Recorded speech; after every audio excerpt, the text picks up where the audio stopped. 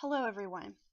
I watch current events and I try to stay up with what's going on in the world. And let me tell you, there's a lot going on in the world right now. And if you are a Christian, um, there's no way that you cannot react to some of these things. And what I'm going to talk about today is I'm not going to address anything specifically that's going on in the world right now as it regards the faith because that's not why I'm here today is to debate. I could do that all day long, but that's not what I'm going to do.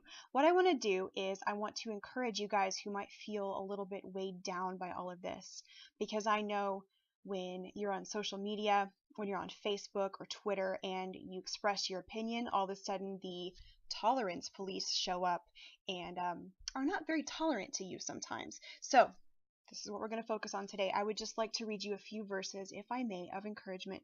This one is my favorite of the three. It is from Jesus himself in John 15:18.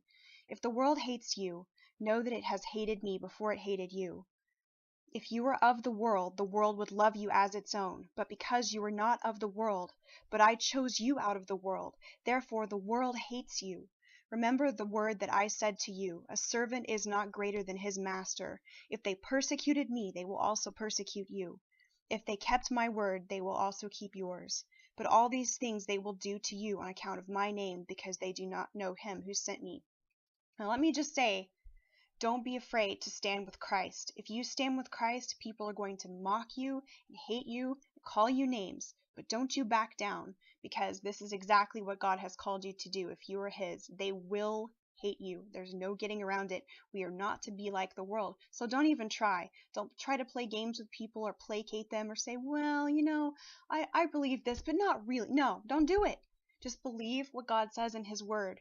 He will be with you. He will not leave you or forsake you. Okay, another verse I have for you is Galatians 1:10.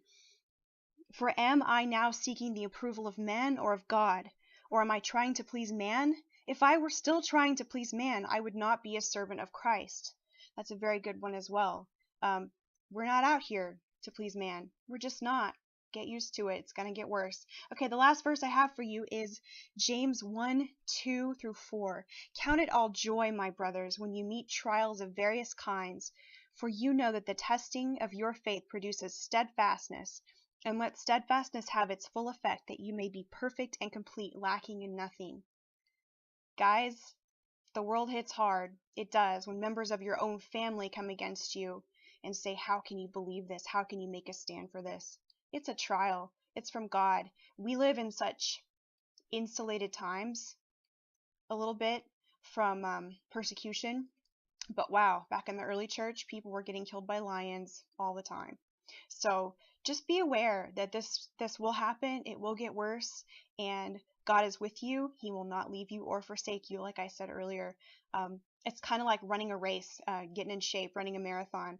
All of our trials and suffering produce steadfastness, and they make you have a stronger character and live a godlier life. So hang in there. I'm with you. I'm praying for you. Pray for each other, encourage each other, and don't back down. They're going to hate you. You might as well stand with Christ. Bye.